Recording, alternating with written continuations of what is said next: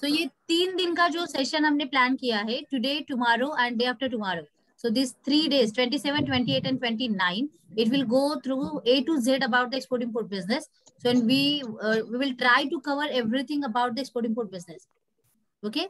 So just a request to all about the platinum students, if whatever the query, apart from the topic what is going on, जो भी lecture चल रहे हैं उसके apart from अगर कोई भी डाउट्स हो या फिर कोई भी क्यूरी हो, so we will take it, मतलब सेपरेटली लेंगे, वो यहाँ पे मत बोलना, ताकि वो सारा डिस्टर्बेंस हो सकता है. ओके. जो भी आज कल और परसों का प्लान क्या है हमारा, A to Z about the export import business, जो भी हम मतलब है ना कि वीकली सीख रहे हैं, राइट. तो हम 3 दिन में एक साथ सीखेंगे, ताकि हो सके आपकी जो लिंक है वो ब्रेक ना हो जाए और आपको एक साथ मतलब पता चले कि एक्सपोर्ट इम्पोर्ट कैसे चलता है. ठीक है. या और दूसरी बात सारे लोगों के लिए, those are new old other than the students whatever you all are, you are welcome here the global fortune family.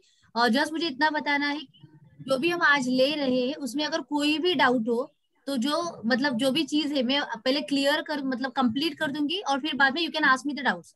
Either you can chat in the comment box, मतलब क्वेश्चन वहां पे लिखो, या फिर you can raise your hand and you can ask me the question. ठीक है सबके लिए. So what we will cover in, so this is whole aspect about the import export business. Consider yourself you are zero in the international business. ऐसे समझ के चलो कि आप जीरो हो, आपको कुछ पता नहीं है, और आधे अधूरे नॉलेज को लेके यहाँ पे अगर सीखने के लिए आओगे तो होता है ना कि मुझे कुछ तो पता है और आगे वाला कुछ तो अलग बता रहे हैं, तो शायद वो कॉन्फ्लिक्ट होके हमारे दिमाग में कुछ नहीं जाता, ना तो पॉजिटिव ना तो नेगेटिव, और फिर मतलब कुछ काम नहीं होगा. और मैं बस इतना बताऊंगी, कॉन्फिडेंस आपको तभी आएगा, लाइक मी और लाइक एनी अदर एक्सपोर्टर, जब भी क्लैरिटी ऑफ कंसेप्ट बहुत क्लियर है. प्रॉब्लम वहां पे होता है, आपको लगता है कि अगर 10 स्टेप एक्सपोर्ट में है तो 10 में से मुझे 8 पता है, 2 पता नहीं, तो भी चलते हैं. मैं कहूंगी मास्टरी 10 की भी नहीं करनी है, लेकिन मुझे पता 10 होने चाहिए, तब जाके मैं एक्सपोर्टर बन सकती हूँ. और एक्सपोर्टर बन सकती हूँ का मतलब क्या है, एक कंटेनर किया मतलब एक्सपोर्टर नहीं, 2 शिपमेंट किए मतलब एक्सपोर्टर नहीं हो सकता. वो कंटिन्यूटी ऑफ द ट्रेड में रहने के लिए क्या जरूरी है, उसके ऊपर मुझे कितनी क्लैरिटी है और वो मैं कर रही हूँ क्या, दैट इज इम्पोर्टेंट. और उसके लिए आपको clarity of the understanding of the procedures बहुत मैटर करती है, तो उसके ऊपर पहले काम करो. सो 3 दिन में मिशन बस फोकस इतना ही रखो कि आपको सारी प्रोसीजर जो है वो क्लियर करनी. ओके. या Pawan ji, it will be in the mix, Hindi English हम रिपीट करेंगे, no issues in that, because the terms and जो भी टर्मिनोलॉजी है that will be discuss in the English only. Okay, so all are ready? Yes. Yes. Just wait a minute, I will share the PPT.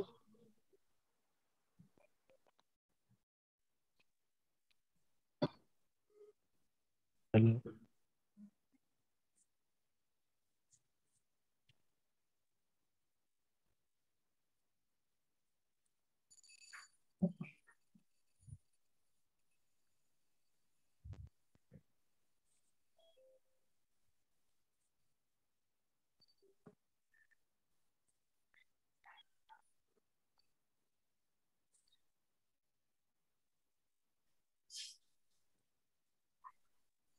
दिख रहा है? Is it visible? Yes, ma'am. Okay. So let's start the business, export import management. So before starting, I just want to tell you this. Tell me, what is written here? Success 99%, attitude 1%. Hello. Yes, and 1% is? Aptitude. Okay, what it means? And be interactive. जितना हम interaction करेंगे, that will be better for you and me both. So we can understand a lot. Okay, okay, ma'am.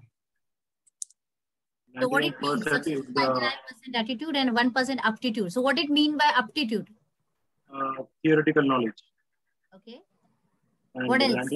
99% should be the practical knowledge rather than theoretical. Okay. What else? Yes, to all of you. I'm asking it to all of you. Aptitude means The ability to do something. Business करने की इच्छा 99% होनी चाहिए. Yes,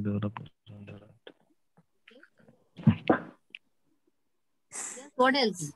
योग्यता. Aptitude is basically your talent, inborn talent, or your potential. So in short, like what it means, 99% should be for the success. 99% attitude does matter, and 1% is only aptitude. Okay, so aptitude we can say like it is theoretical knowledge हो सकता है. It can be the aptitude के हम exams देते हैं MPSC UPSC में, तो aptitude के test होते हैं, right? So quiz होते हैं, like that we can say. So in short मैं कहूँगी for you all, what is the definition for us in the international business?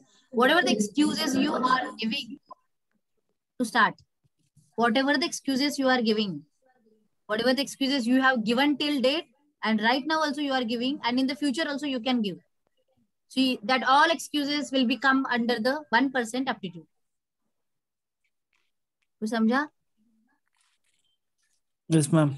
Right. That all comes under in the 1% aptitude. And apart from that, what is actually does matter, what is your attitude to be successful? And I'm not telling you about the motivation at all. I'm just telling you about the practicality of the business. Like let's consider जो भी मैंने आपको दिखाया यहाँ पे, if it is the Mount Everest, okay, this is the Mount Everest. We are all at the base with all the preparations, physical, mental, like जो भी कुछ लगता है उसके लिए वो सारा preparation करके we are at the base camp. इसका मतलब क्या है? Up to the base camp you have covered all the things, and now the climbing will be started. So understand the game. If like today we are at the base camp, and might be ऐसे पकड़ के चलो कि एक दिन में हम Everest खत्म करके नीचे आ जाएंगे. So tomorrow, आज और tomorrow, today and tomorrow में it is difference or not? Yes. Yes. आज हम सिर्फ बेस कैंप, और कल मैंने बोला कि आप एवरेस्ट को मतलब चढ़ाई करके नीचे आओगे. So whether it is difference or not? अरे बताओ. Yes, ma'am. Yes, Sure, ma'am. sure. That is Difference is there. It is the biggest difference. मैं कहूंगी पूरा 180 डिग्री क्लॉक चेंज होगा उससे. आज आप कुछ नहीं हो, लेकिन कल पूरी दुनिया आपको जानेगी. Is it? Yes, ma'am. पूरी दुनिया आपको Sure, जानेगी. sure. Because you have done something different than the world. It is not that you have done like same जो भी सारे लोग कर रहे वही हम कर रहे. You have done something different than the world.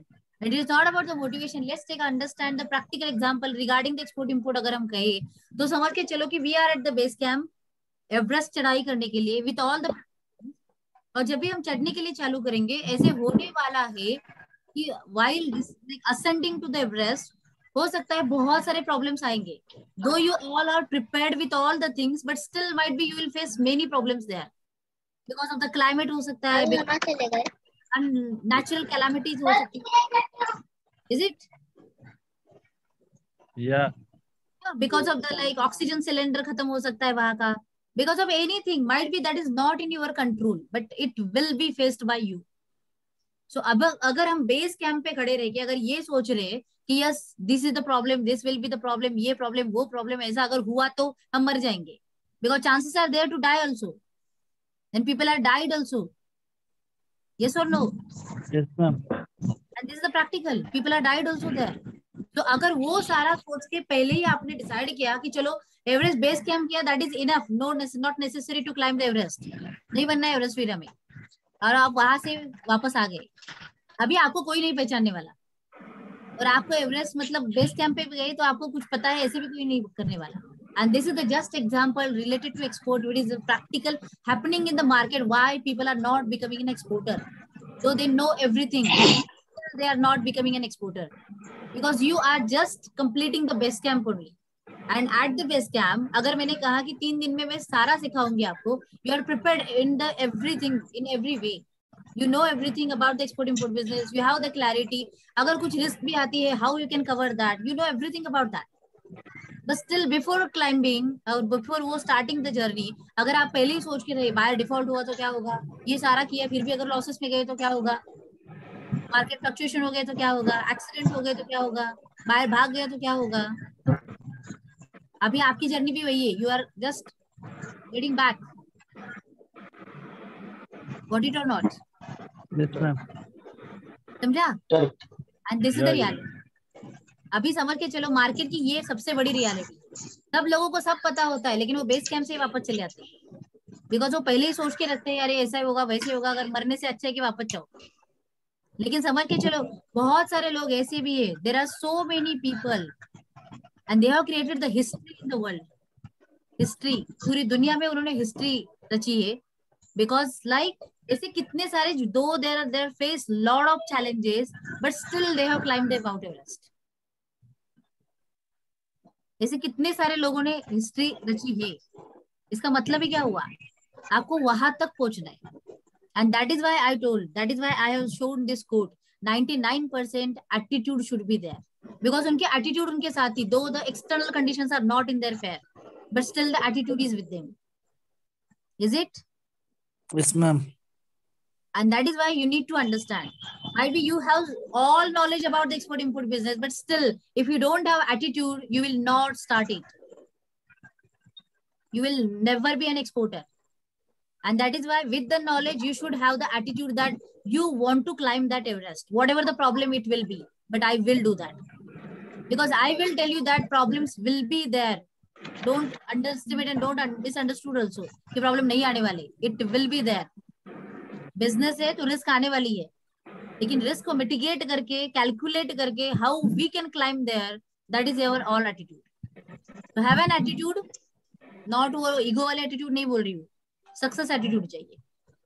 Okay, now let's start the journey. ये ना सबके पास? Yes, yes, ma'am. ma'am. चलो चार्ज अप हुए नहीं सब? Yes, ma'am. अरे yes, Charged up. Charge up हुए नहीं हुए? Yeah, Yes, please start now. Hey, madam, charging है. बस सब एक्टिव पार्टिसिपेशन लो, be interactive all, and yes, we will start. So why export import? Okay, these are the two questions. I will give you the homework for you all. Okay, tell me why you want to start your export and import business. This is the first question answer. आपको खुद लिखना है। So आप notebook pen बैठ के, मतलब वो साथ में रख के ही बैठो, अपने अपने जो भी नोट्स होंगे वो मतलब वहां पे लिखो। ये दो क्वेश्चंस के आंसर आपको खुद देने हैं, अपने अपने लिए दो। अभी यहाँ पे नहीं बताया तो भी चलेगा। Tell me why you want to start your export import business, but it is should not be generic that I want to earn more money, I want to earn the India को foreign currency देनी है, ये सारे reasons मुझे नहीं चाहिए। अपने लिए लिखो कि आप क्यों करना चाहते हो। This is the first, and the second is what will happen if it will not started. And I matter, मेरे लिए मैटर करता है सेकंड क्वेश्चन। मुझे फर्स्ट से कोई लेना देना नहीं है, आपको कितना बड़ा बनना है, ये बनना है, वो बनना है, ऑलमोस्ट सारे लोग सेम ही कहेंगे। But the matter is only the second question, what will happen if it will not started. अगर नहीं हुआ तो बताओ, चलो दो तीन लोग मुझे बताओ, अगर नहीं हुआ तो what is the second question answer, what will happen if it will not started. Life will be incomplete. So we will be in the Stone Age, no more transactions. Ma'am, personally, I believe the answer should be from my side. It will happen definitely.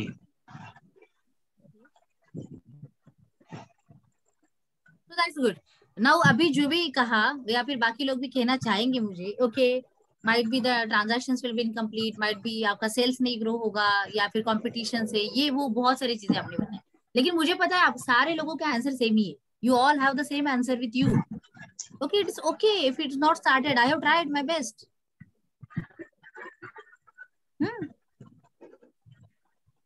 ये आपका answer है और ये आप खुद को भी वही देने वाले हो। This is your answer. It's okay. I have tried my best. And if it is the answer, आपको पता है फिर आपकी मतलब जर्नी क्या होने वाली है, आपका फ्यूचर क्या है एक्सपोर्ट के बारे में। And this is the reality. जैसे अगर मैंने कहा ना, जब भी मैं खुद को कहूंगी ना कि यस मुझे export is the only option with me, by default I will become an exporter. But if export is optional for you, आपको पता है कि आप क्या बनने वाले। समझा? अभी लोगों के लिए ऑप्शन नहीं है, ऑप्शनल चल रहा है ये.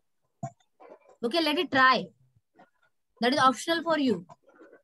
तो मुझे फिर ये लगता है ना, सीख तो क्यों हो फिर? अगर ये ऑप्शनल है तो फिर सीखना क्यों जरूरी है उसके लिए? करना जरूरी है उसके लिए. So it should not be optional for you. Okay, so there are multiple reasons why people are starting the export import business.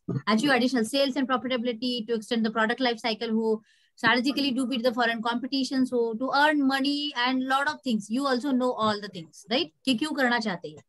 Why import? Don't focus on the export only. That export, okay, I want to start my export because of to earn money. But yes, import is one of the key factor in the international business also. Why not to think and rethink the structure of the import-export business? Might be we can import something from other country to India and we can re-export it to other country. That should be also business, right? So don't focus only that I have banana and how I can export banana only. I have this thing and how I can export this thing only. This should not be the business. International business is an ocean. You should think in the multiple way. What is the shortfall in the local market, or you can identify the gap in the other market, and it might be that gap can be fulfilled by other countries. Why not to match up that? And the best thing is in this business is international business is only the one unique system it is playing. So if you learn right now in India that how we can start the export import, if you can other way you want to try to that, I will import some products from China and I will export it to Malaysia, the same thing is applied. No any difference in that. सिर्फ आपको आपके options को बढ़ाना है कि हम क्या कर सकते हैं इसमें. Okay, so what are the 3 days contents, वो हम क्या क्या सीखने वाले हैं. Export import trade meaning basic, this is the simple thing. Export types, कौन कौन से तरीके से एक्सपोर्ट किया जा सकता है. Starting export business, what are the documentations, licenses are required. HS code क्या होता है. These are some terminologies in the international business. What is Incoterms, costing कैसे किया जाएगा, what is the export logistic part, shipping documents क्या होते हैं, payment terms, how the LC will be worked out, procedural part क्या है, risk factors क्या है, बेनिफिट्स क्या है, फाइनेंस कैसे मिलेगा, how we can tap the opportunities, and other lot of things are there. Okay, so be active for the next जो भी कुछ सेशन चलने वाला है.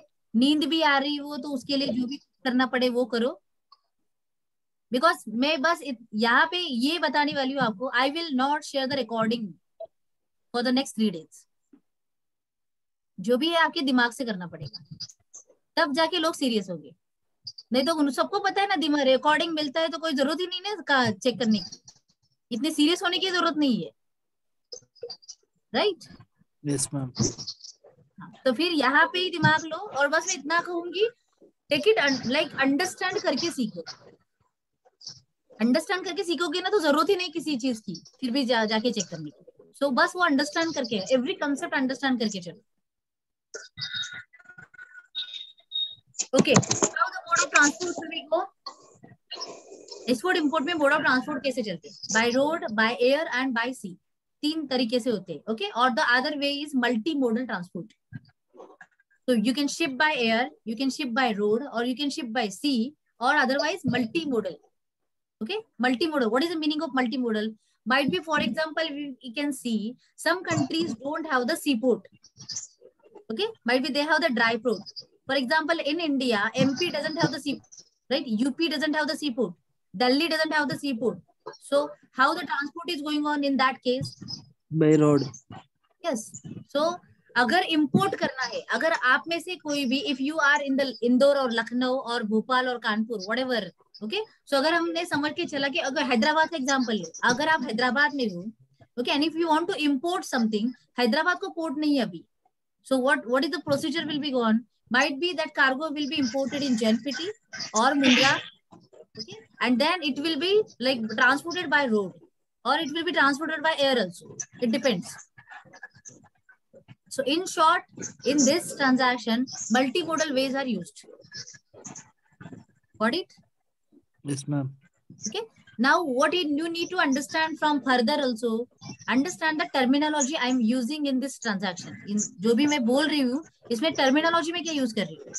Because to understand, जो भी मैंने हमेशा free seminar में भी बताया ना कि understand the business language first. barrier of the language is not about the English, what you understand or what you speak. Understand the business language. आपको business बोलना आना चाहिए. That is the only criteria of this business. Understand the business. Okay. So what is mean by export and import? अभी ये export import की logically, theoretically, custom की definition. So जितना आपको पता है export import का, okay, PPT I will share you. So don't worry about that. ठीक है, PPT आपको दे दूंगी मैं. So just understand the export import definition by the custom way. What it is called as export and import. For you right now, export is called as a from one country to another country. Import is from that country to India. You can say like it is export and import. But for the custom, it is not said as export and import. Then when they will say that it is when export is done or import is done, वो कब कहेंगे ऐसा?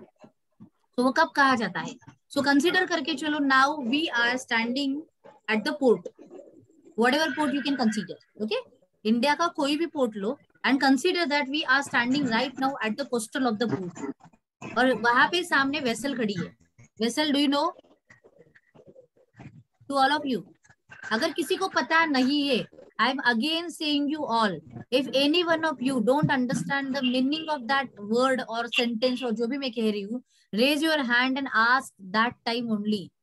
आप ऐसे मत समझ के चलो कि हाँ मैं फिर बाद में पूछ लूंगा या फिर मैं बाद में किसी से पूछ के ये करूंगा. तो मैं कहूंगी एक्सपोर्ट इंपोर्ट हमेशा अंडरस्टैंड करो, लिंक में चलता है. अगर एक लिंक आपकी नहीं समझ में आई ना तो आगे आपको कुछ नहीं समझने आने. इसलिए अगर नहीं पता तो बोल दो कि नहीं पता है. जरूरी नहीं कि आपको सब पता होना ही चाहिए, इसीलिए तो आप यहाँ पे हो. Okay, so vessel, do you know all? Yes. Okay, vessel मैं कहूंगी vessel equal to ship equal to cargo. These are the three synonyms for the same word. Vessel भी बोला जाएगा, ship भी बोला जाएगा, cargo भी बोला जाएगा. Okay, so what is the language in the international business? Logistics is saying. Okay, vessel sail हुआ क्या? Just I am giving you the words कि क्या बोला जाता है इस language में. Vessel sail हुआ क्या? Okay, cargo clear हुआ क्या? Ship चला गया क्या? तो ऐसे मत कहो कि vessel पता थी, ship नहीं पता, cargo पता था, vessel नहीं पता था. ऐसे कुछ भी नहीं. वेसल, शिप, कार्गो, इसका मतलब बड़ा जहाज होता है, उसके ऊपर कंटेनर लोड किए जाते हैं and it will go. So it means consider you are at the coastal, vessel is already there, containers will be loaded on the vessel, okay? And now for every country, road, sea and air borders are marked. Already सबको पता है, right? Borders already marked. So sea का जो border है, that is 12 nautical miles. 1 nautical mile is 1.852 kilometre. हमें कौन सी भी exam देनी नहीं है, so don't उसको मेमोराइज करने की जरूरत नहीं है. मैंने क्या बोला? पेपर देना नहीं है हमें इसके बाद, ठीक है? तो मार्क मिलने की कोई टेंशन नहीं है. सो बस इतना अंडरस्टैंड करो, the borders are marked there. Around 18 kilometre का डिस्टेंस होगा from the coastal, from the port से लेके. सो अगर once that vessel crosses that border, custom will say export is done. समझा? Custom will say export is done. ऐसे मत समझो कि हम डेफिनेशन में क्यों जा रहे हैं, क्योंकि definition is link further and I will update you how this definition is link further. Okay, so क्या समझ में आया अभी? When the vessel crosses that border, custom will say export is done. And what is the proof कि export हुआ? इसका proof क्या है? तो वेसल सेल बाद बिल ऑफ लैडिंग, ये जो डॉक्यूमेंट है, that will be issued. So what is bill of lading? We will see in the documentation part. But just understand that or keep in mind, once the vessel sailed, bill of lading is one of the important document for export import that will be issued only and only when the vessel crosses the border. इसके पहले नहीं निकाला जाता हो. इसका मतलब क्या हुआ? Might be you are standing in your factory right now, you are dispatching the goods, और जब भी हम डिस्पैच करते हैं तो हम क्या बोलते हैं? एक्सपोर्ट हो गया हमारा, ऐसे बोला जाता है ना. हम कहते हैं कि हमारा एक्सपोर्ट हो गया. लेकिन when the government will treat as export, जब भी वो बॉर्डर क्रॉस करके आगे चलेगा. When the government will treat as a import, जब माल आएगा तो जब भी कोई वेसल बॉर्डर को क्रॉस करके अंदर आएगी, इंडिया में एंटर करेगी, इसका मतलब कहा जाएगा कि that is import has been done. Or if import, we need to pay the duties and taxes. The liability of payment of duties and taxes will be started once the goods entered in the border. तब तक के लिए नहीं लगते। ये मैंने क्यों बताया? एक दो first part, why, what is the definition linkage is there. First part, when the proof of export will be generated, once the vessel sell. The second part is any dispute happened between you and your buyer because of the accident of the vessel, because of the like goods entry के पहले ही अगर कुछ हुआ vessel को, container को कुछ हुआ, in that case, if it is not considered as an import, you are not liable to pay any duties and taxes. समझा? तो कुछ ना कुछ तो meaning attached है। मैम प्लीज रिपीट कर दीजिए ये वाला point. Repeat your question again. Ma'am, could you please repeat what you said just now? Okay. So this definition is linked with like the two factors, mainly two factors. One is proof of export will be generated once the vessel sells. Once the vessel crosses the border. This is the first part. And the second part, if any dispute happened between you and buyer because of like vessel के ऊपर container गिर गया होगा, या फिर container उठाते समय like रखते समय कुछ तो डैमेज हो गया होगा, या वेसल का एक्सीडेंट हुआ, ऐसे कुछ भी हुआ, द लोकेशन डज मैटर, ये कहाँ पे हुआ है और उसके हिसाब से फिर वो ड्यूटीज एंड लायबिलिटीज किसके ऊपर है वो तय की जाए।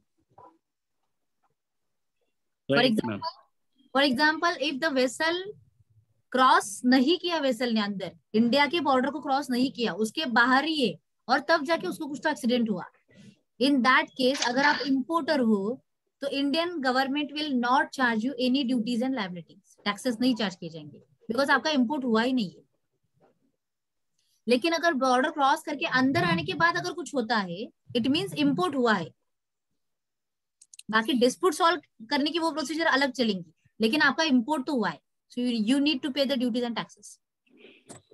इन शॉर्ट पता चला? Right right. So this is about the definition of the import and export.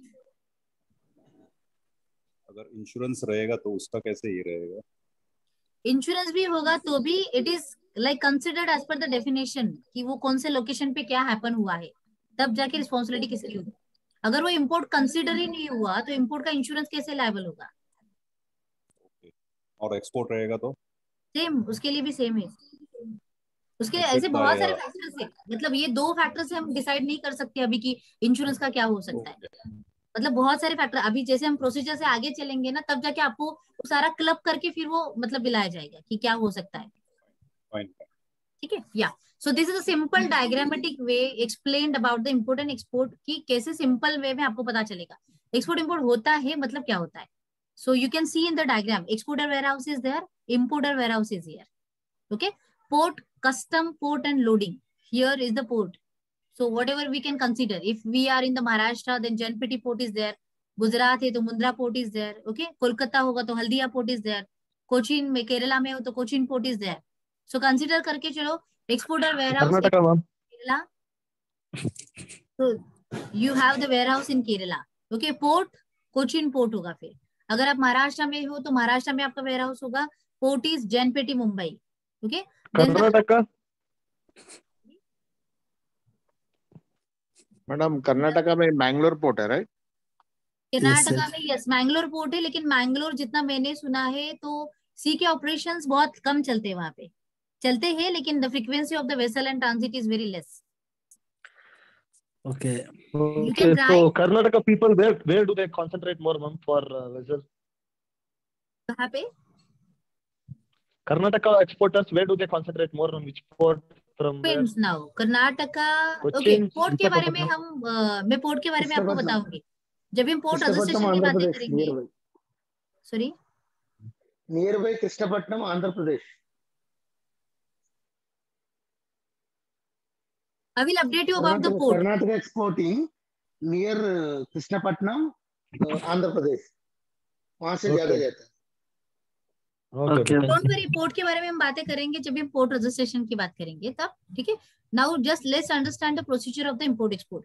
So this is exporter warehouse, then the port is there, then the cargo ship by sea route यहाँ पे दिखाया गया है, then the again next the destination port is here and the importer warehouse is here. So if we can consider the importer is in Dubai, then Dubai का port आएगा। कौन सा port है दुबई का? Jebel Ali. अगर importer Netherland का है तो नीदरलैंड का पोर्ट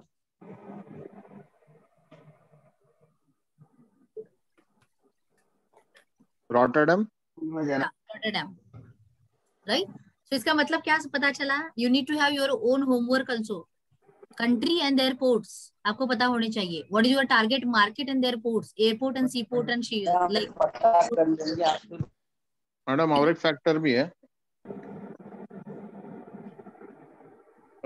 कि which port is near to the warehouse. कौन सा पोर्ट, मतलब 2-3 पोर्ट होते हैं नॉर्मली कंट्रीज में, तो वो फैक्टर भी कंसिडर करना जरूरी है। वो हम देखेंगे, मतलब पोर्ट के बारे में, पोर्ट रजिस्ट्रेशन की जब भी हम बात करेंगे, so we will discuss in that. Okay, now let's understand the procedure. We will go by step.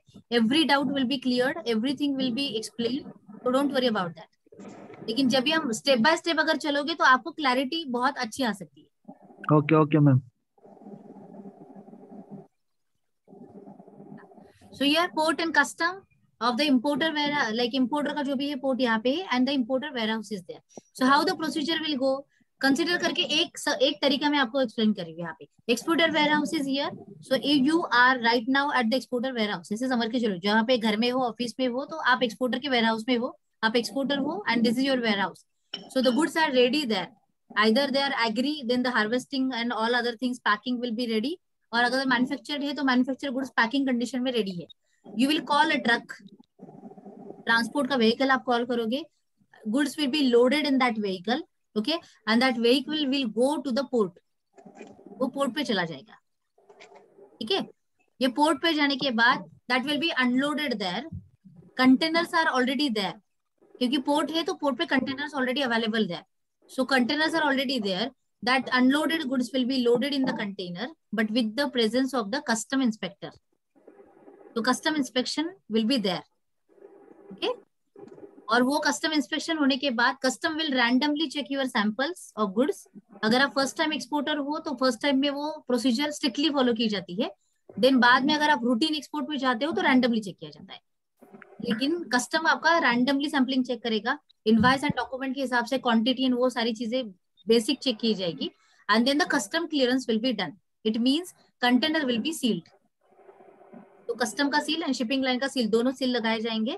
और वंस द कंटेनर को सील लगाए जाते हैं, that procedure will be called as a custom clearance. ये सिर्फ शब्द ध्यान में रखते जाओ, क्योंकि वो आगे आने वाले हैं। फिर हम कब बोलेंगे कस्टम क्लियरेंस हुआ, इसका मतलब क्या हुआ? कंटेनर अभी कस्टम क्लियर करके सील लगाया गया, तो मतलब कस्टम क्लियरेंस डन। और जब भी कस्टम क्लियरेंस होता है तब एक और डॉक्यूमेंट निकाला जाता है, that will be the proof of export for the bank. वो क्या है वो हम डॉक्यूमेंटेशन बताएंगे, लेकिन ये रेफरेंस वहां पे आने वाला है फिर, ओके। कंटेनर सील होने के बाद it will be loaded on the cargo, it will be loaded on the ship cargo, जो भी हमने बोला वेसल के ऊपर लोड किया जाएगा। देन द नेक्स्ट प्रोसीजर जो भी हमने डेफिनेशन अभी दी, vessel will be crosses the border. Border cross हो गया, it means your export has been done. Then it will reach to the destination port. So it means if it is Dubai, then it is Jebel Ali the port. वो Jebel Ali को पहुंच जाएगी। उसके बाद the importer will come there with all the documentations. It will be submitted to the custom. Custom will again do the custom clearance at the importer port also. तो Dubai का custom जो है वो वहां का इम्पोर्ट का custom clearance करेगा। As per the duties and taxes and calculations will be given to the importer.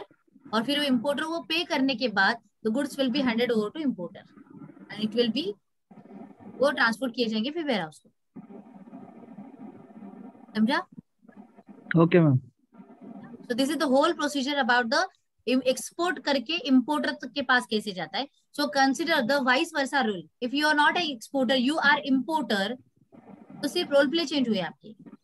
You are importer मतलब आप इस साइड पे हो, यहाँ पे इंडिया का पोर्ट है, और कोई है कि चाइना से अगर if you are importing the same, वो सारी प्रोसीजर करके आपके पास गुड्स आते हैं। You will go to JNPT port, submit all the documents, custom clearance will be done, and yes, goods will be in your custody. This is the only vice versa procedure. And how you are sending the goods from exporter to importer, okay, the same way the payment will be transferred by importer to exporter. Understand? Yes ma'am. Yeah. So this is whole about the export import procedure. So now ये में क्यों basic, बहुत basic चल रहा है ये, but the basic is very much important to get the clarity about the other three जो भी हम बाद में बातें करने वाले हैं। ये मैं बहुत स्लोली आपको लेके जा रही हूँ ताकि आपको ये पहले पता चले, तब जाके हम आगे क्या चलने वाला है वो समझ में आएगा। So understand the basic procedure about the export import business. Okay, and this is all there. तो हो गया एक्सपोर्ट आपका? अरे भेज दिए ना अभी तो गुड्स मैंने दुबई को. हाँ या मैम. ऐसे भी आ गए आपको?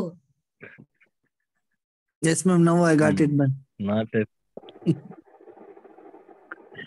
Okay. So now, what is our learning part and what is the implementation part? Now, what will happen in between that procedure? You need to understand that. This is the way of learning. Okay. Exporter is here, importer is there. Now the first part is how to find importer. जिसको भेजना है वो पहले ढूंढना पड़ेगा. What to sell, where to sell, and to whom to sell. These are the 3 questions. Okay. और जिसको भेजना है वो अगर पता चला क्या भेजना है वो भी पता है. Now let's understand the part of procedural, documentary, logistics, costing, the way. और वो सारा सीखने के बाद फिर हमें पूरी क्लैरिटी मिल जाएगी कि प्रोसीजर कैसे चलता है.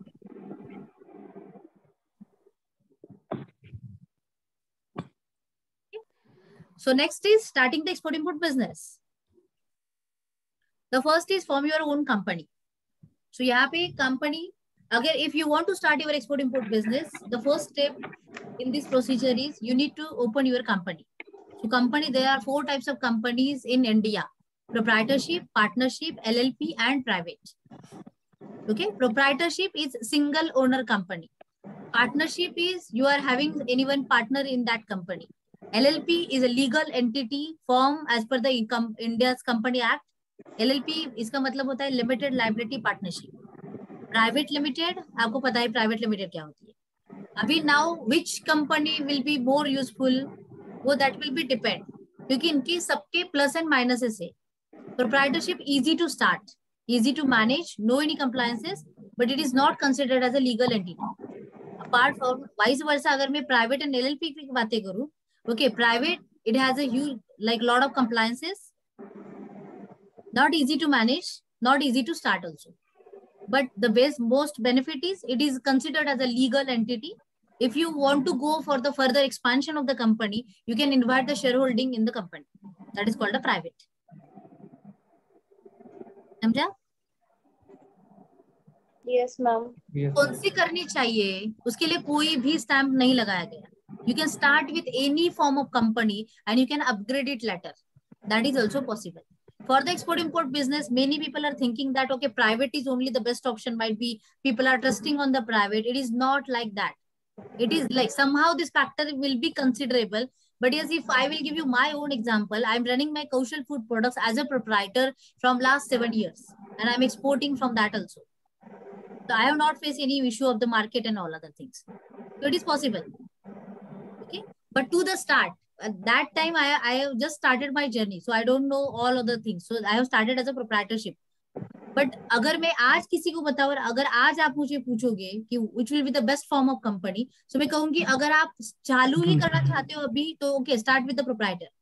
But if you are more serious about the business, you have some vision in front of you and you want to go ahead in the business only, मैं कहूँगी LLP is the best option for you.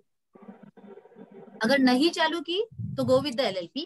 अगर चालू की है, don't worry about that. जो है जहां पे है वहां से चालू करो. No issue in that. Okay. The second part is issue your PAN card. So proprietorship, your own PAN is applicable, but apart from the proprietorship, company's name PAN card will be applicable. Company के नाम का PAN card लगेगा. The third part is open current account. आपको current account open करना पड़ेगा. So with any nationalized bank or any private bank, उसमें भी कोई प्रॉब्लम नहीं होता कि कौन सी बैंक अच्छी है. मैं कहूँगी सब बैंक अच्छी है या फिर सब बैंक बुरे है. It is up to you and your experience with the bank and your relationship with the bank manager. Okay?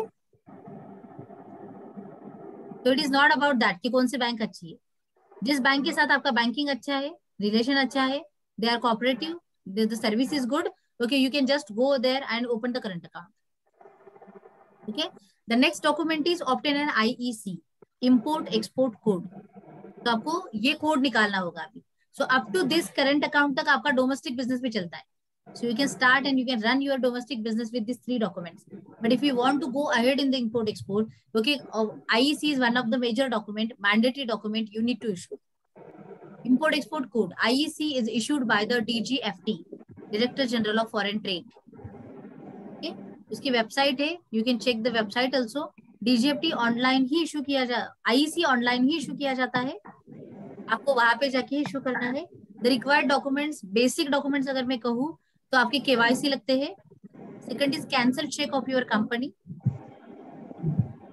Address proof of your company and pan card of your company, आपका या company का जो भी है। Got it?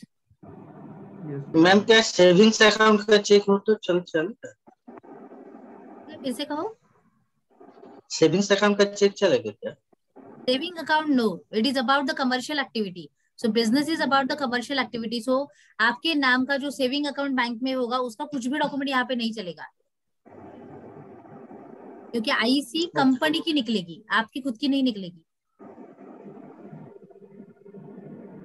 Okay, इसलिए आपको current account open करना पड़ेगा कंपनी के नाम का, and then you will go ahead with the IC. Clear? Yeah ma'am. Yeah okay, IC निकालने के लिए अभी आपको डिजिटल साइन भी लगता है। So digital sign is one of the document you need to issue, क्योंकि पहले था कि ऑफलाइन भी सबमिट किया जाता था, बट ऑल नाउ सारी चीजें डिजिटल चलती है। So for the submission of the application और फॉर्म आपको डिजिटल साइन अटैच करनी पड़ेगी। So digital sign is one of the requirement. तो मैं कहूंगी सबके लिए डिजिटल साइन अगर निकाल रहे हो तो क्लास 3 का ही निकालो, बिकॉज क्लास 1, क्लास 2, क्लास 3 ऐसे 3 टाइप के सिग्नेचर चल अभी मार्केट में है। क्लास 1 वो आईसी के लिए चलती है, the price is very less also. Okay, तो बहुत सारे लोगों ने पहले क्लास 1 निकाला था, लेकिन the practical problem they are facing right now is class 1 आप आईसी के लिए निकालोगे, आईसी निकाल भी दोगे, आईसी इशू हो गई। Okay, now the next registration you need to do the port registration. और पोर्ट रजिस्ट्रेशन के लिए कुछ पोर्ट ऑनलाइन काम करते हैं, कुछ पोर्ट ऑफलाइन भी रजिस्ट्रेशन करते हैं। अभी जेएनपीटी जो भी है वो ऑनलाइन पे चला है। तो अगर आपको जेएनपीटी रजिस्टर करना है या फिर आइस गेट में जो भी सर्विसेज आपको लेनी है उसके लिए भी अगर जो भी कुछ काम लगेगा उसके लिए क्लास 3 सिग्नेचर लगती है। तो बेटर क्या है कि 2 सिग्नेचर अलग अलग निकालने से अच्छा है आप एक ही सिग्नेचर निकालो, जिसमें आईसी भी निकल जाएगी और वो आइस गेट को भी चलती है। समझा? Yes, ma'am. Okay ma'am. तो this is one of the thing. So IC आप निकालोगे, आईसी का गवर्नमेंट का फी 500 रुपीज है, और बाकी है डिजिटल साइन आपको जो लगेगी उसका चार्ज होगा। खुद निकाल सकते हो तो निकालो। If you are computer friendly, technical savvy, you can issue by your own.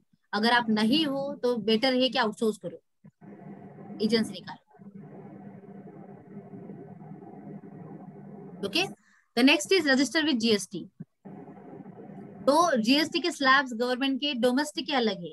40 lakh के ऊपर जब तक आपका टर्नओवर नहीं जाता तब तक आपको जीएसटी मैंडेटरी नहीं है in the domestic market. But if you want to start export और import, GST number is mandatory. For export tax is also applicable, but for the export import के लिए टैक्स एप्लीकेबल है, for the export tax is not applicable. तो आपका if you want to start export only तो आपके लिए number mandatory है लेकिन टैक्स एप्लीकेबल नहीं रहेगा। ठीक है, तो बस रिकमेंडेशन मेरा इतना ही है, अगर आप आगे जाना चाहते हो एक्सपोर्ट के लिए तो जीएसटी तो निकालना पड़ेगा ही आपको, लेकिन वो कब निकालना चाहिए? क्योंकि अगर आप जीएसटी निकालते हो तो monthly returns are mandatory, compliances are mandatory. आप नील भी टर्नओवर करो, नील भी ट्रांजैक्शन करो, जीरो करो, तो भी आपको मंथली रिटर्न मैंडेटरी है। मैम पहले जीएसटी अप्लाई करना है, उसके बाद आईईसी, और पहले आईईसी उसके बाद जीएसटी? जीएसटी का और आईईसी का कोई संबंध नहीं है। ओके, आईईसी निकालने के लिए जीएसटी एसेंशियल नहीं है? कर सकते हो, ऐसे कोई इशू नहीं है, क्योंकि up to the current account is the base. IEC निकालने के लिए भी वही बेस है और जीएसटी निकालने के लिए भी वही बेस है। आईईसी निकालो तो ही आप जीएसटी निकाल सकते हो, it is not like that.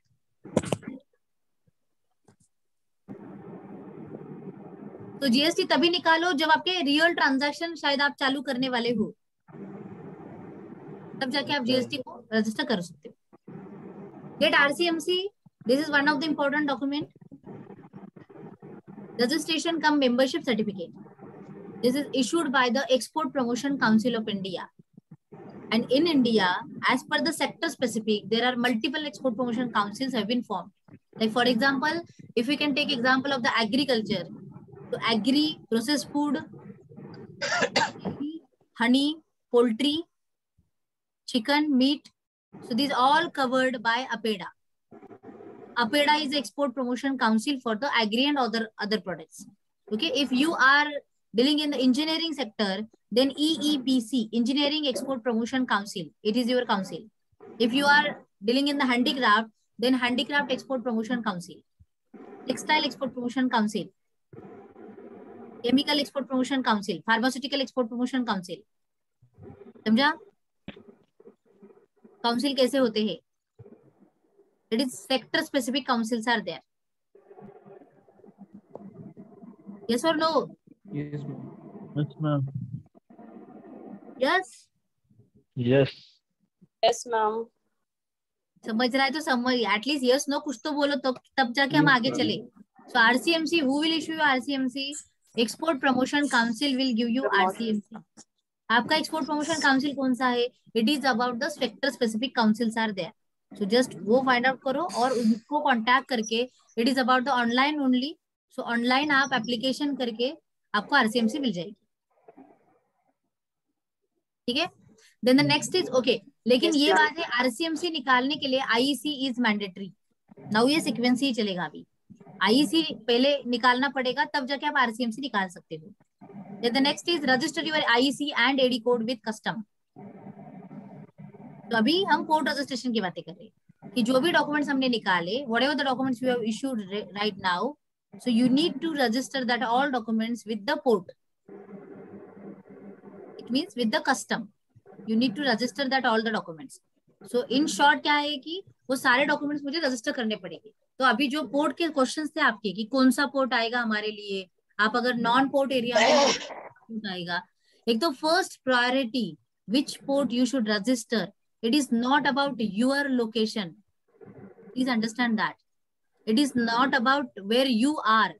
It is about like where your product is.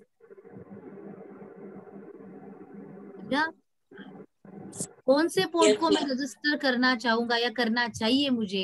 It is about आपका प्रोडक्ट कौन से लोकेशन पे है, क्योंकि वो वहां से ही भेजा जाएगा. Let's take example, if you are like in Hyderabad, if you are in Lucknow, Indore, Bhopal, Punjab, Delhi, कहाँ पे भी हो, महाराष्ट्र में नहीं हो आप, right, but your product you have selected is onion.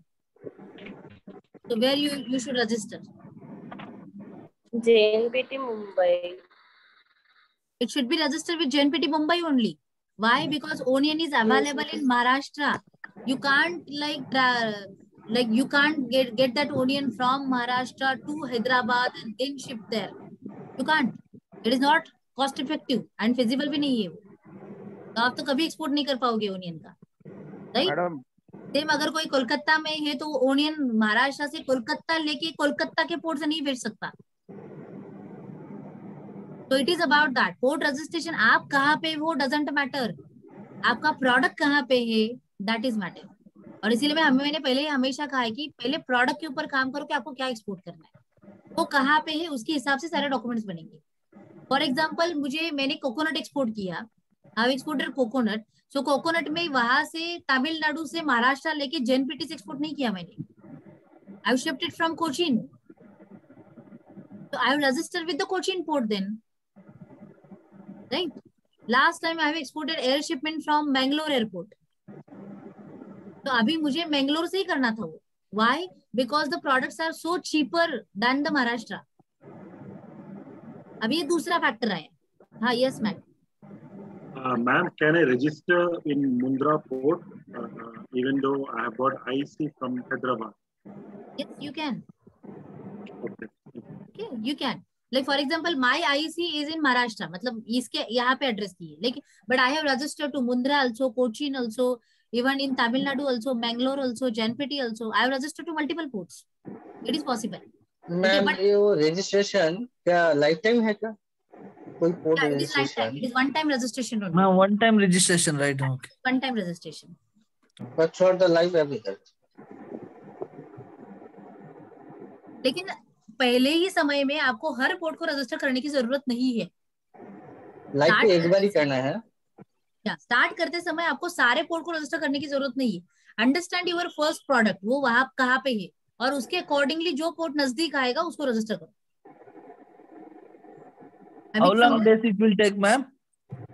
Sorry? How much days it will take for registration? Registration उतनी बड़ी एक्टिविटी नहीं है वो, लेकिन still it is depend on the port also. It varies depend on the port to port. Like for example for the JNPT it will take almost minimum to maximum मैं कहूंगी 1 week तो जाता है उसमें to complete that all activity. Mundra को जब भी मैंने किया था it will take only 2 days. Cochin को मैंने किया था तो वो 2 दिन में हुआ था। सो पकड़ के चलो बफर टाइम में या 4 से 5 दिन तो लगते हैं, like that. It depend on the custom holidays हो या फिर वो मतलब ऐसे बहुत सारे working days, non working days भी मैटर करते हैं। आपके सारे डॉक्यूमेंट्स क्लियर होने चाहिए। इफ इट इज द ऑनलाइन एक्टिविटी देन ऑनलाइन के रजिस्ट्रेशन अलग है, ऑफलाइन के अलग है। तो ऐसी मतलब सारी चीजें है उसमें। What about air, ma'am? Air also, like airport also we need to. Air के लिए भी सेम थिंग है। इतना समझ के चलो सारे लोग कि जो भी आपको प्रोडक्ट है, either you want to ship it by air और you want to ship it by sea, you need to register for that particular port. So like for example, I have exported from Mumbai airport also my consignment. So I have registered with Mumbai airport also, but I have exported my consignments from the Mangalore also. Mangalore airport से मैंने ship किया है. So I have registered with Mangalore airport also. Okay. Ma'am वो land port cross करे तो land port के लिए कुछ नहीं लगता। ओके। लैंड बॉर्डर्स के लिए नहीं लगता कुछ, ठीक है। Okay, so this is about the registration.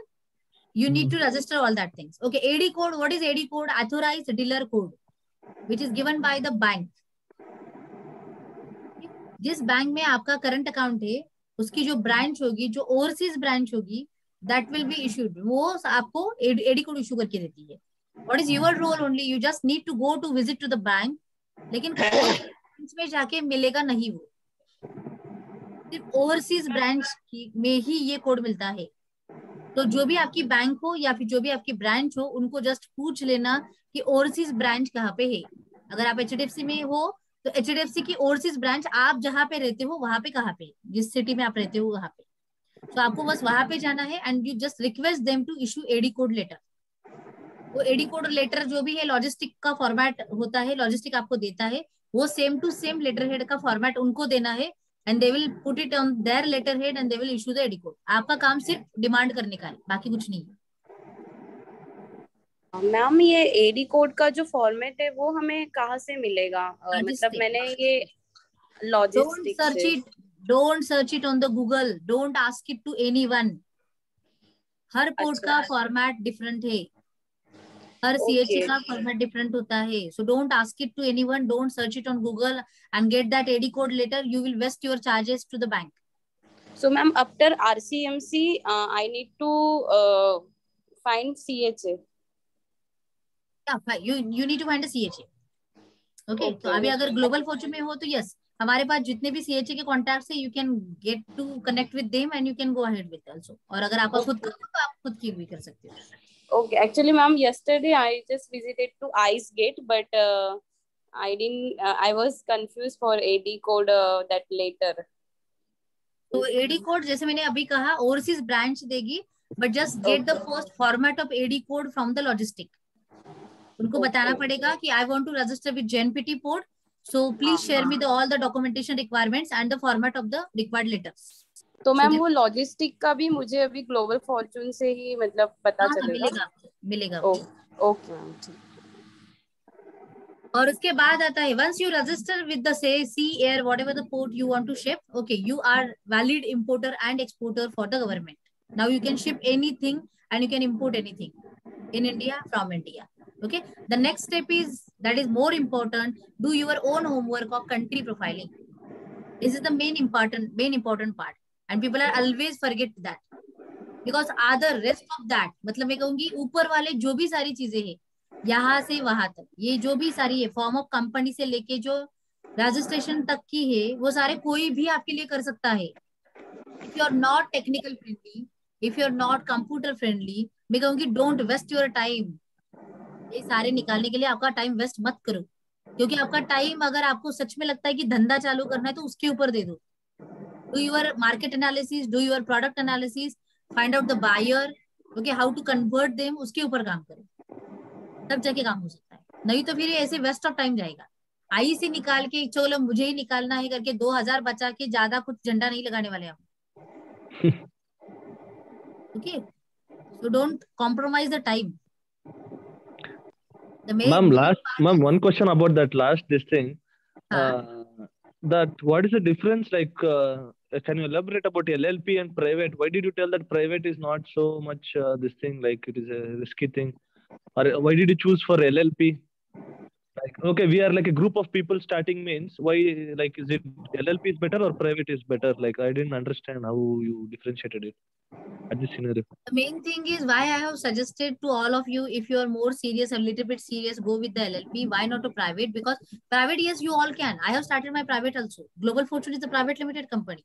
Juicy Industries is a private limited company. So I have started the private limited company also. But for the private limited, yearly compliances are there. 6 monthly, quarterly compliances are there. Board meetings are there. Board resolutions are there.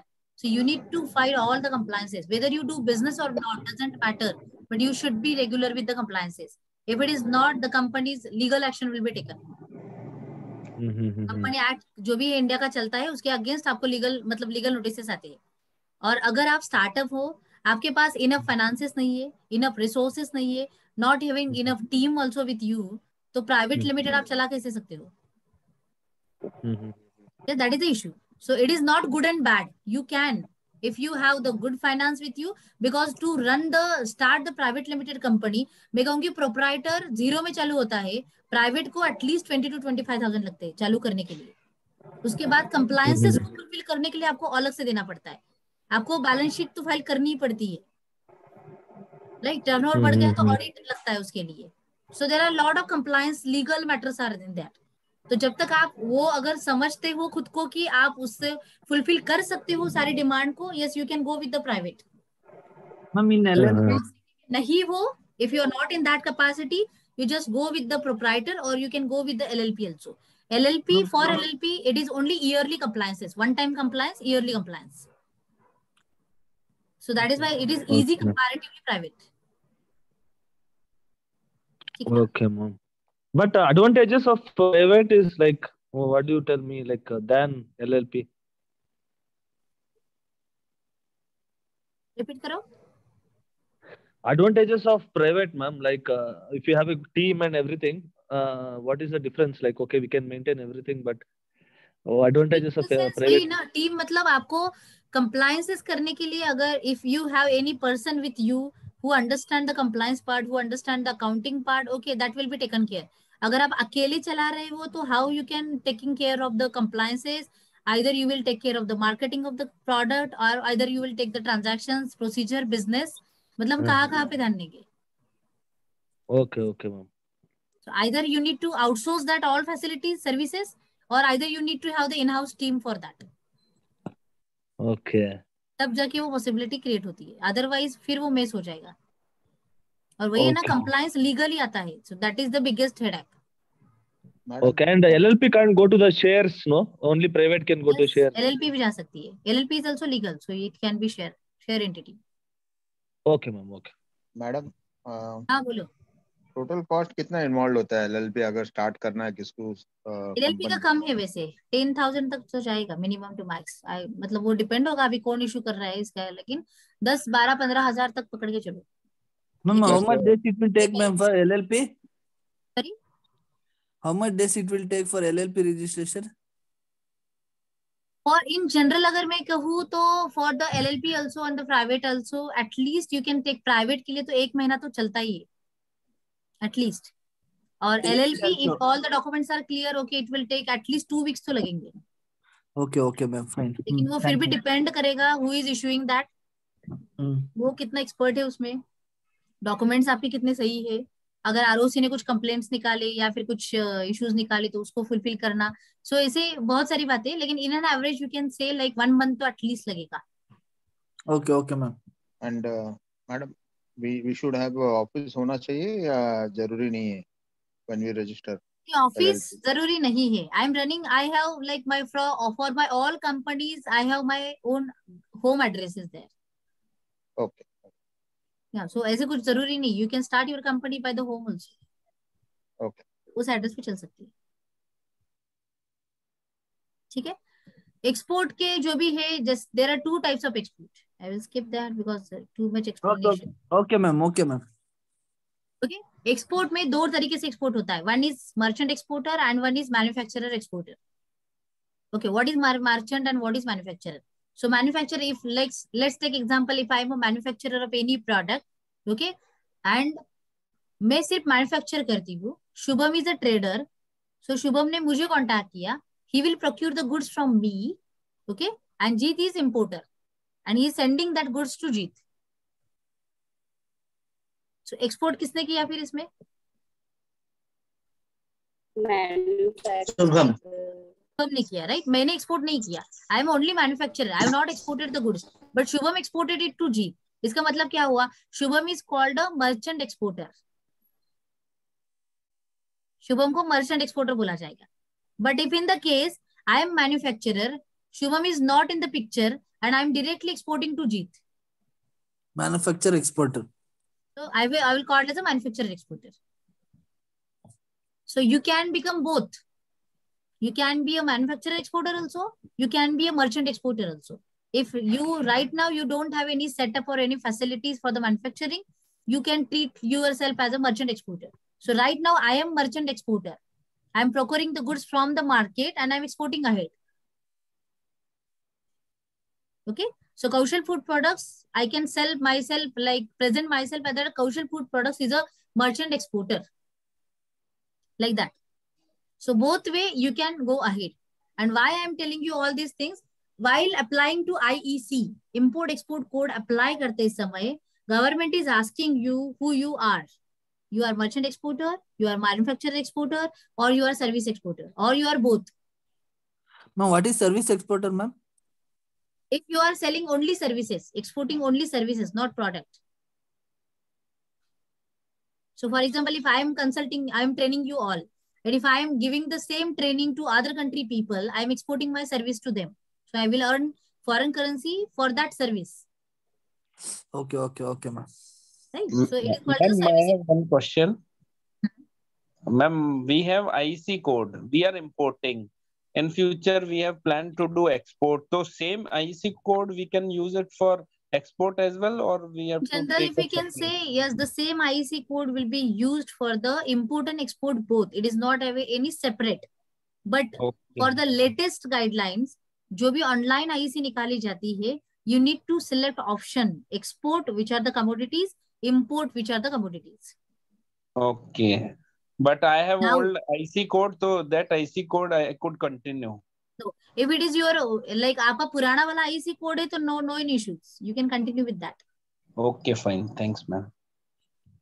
लेकिन हाँ sir, आपके लिए बस है कि जो भी updation चलते हैं, अभी IEC every year you need to renew that IEC.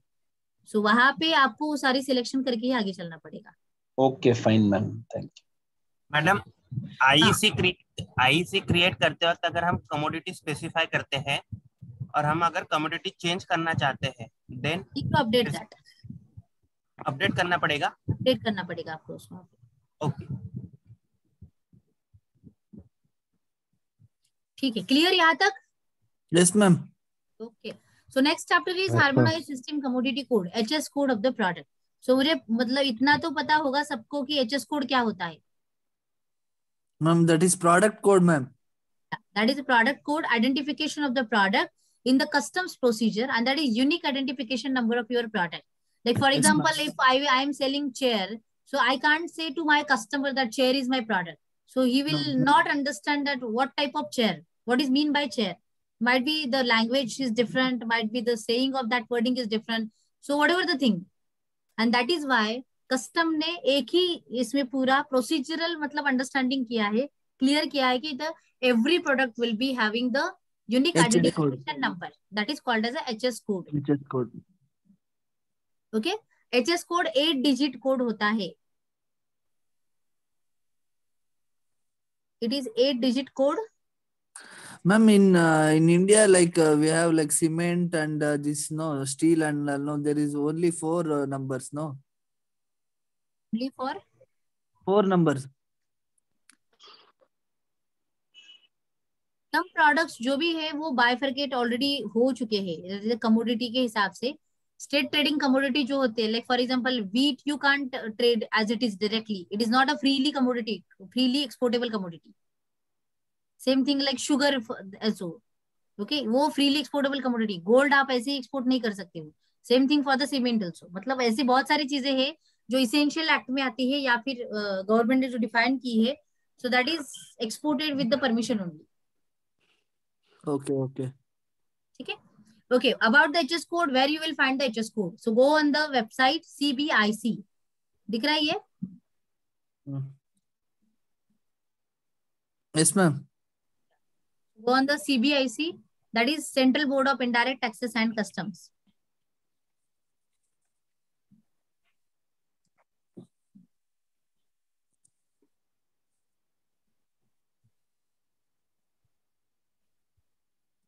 Okay, यहाँ पे आके साइट मैप पे आओ.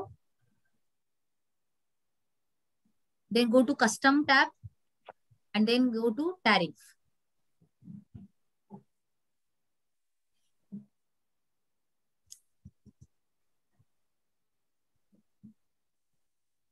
यहाँ पे आया कस्टम के बाद tariff.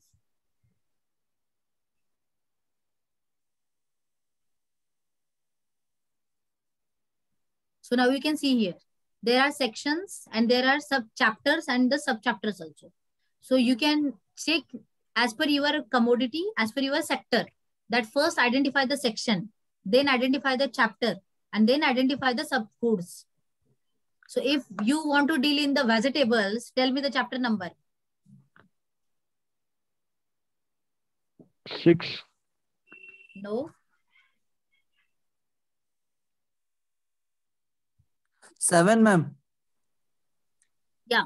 6 is for the live trees and plants. Yeah. If you want to deal in the vegetables, then chapter 7 is there. If you want to deal in the fruits, then chapter 8 is there.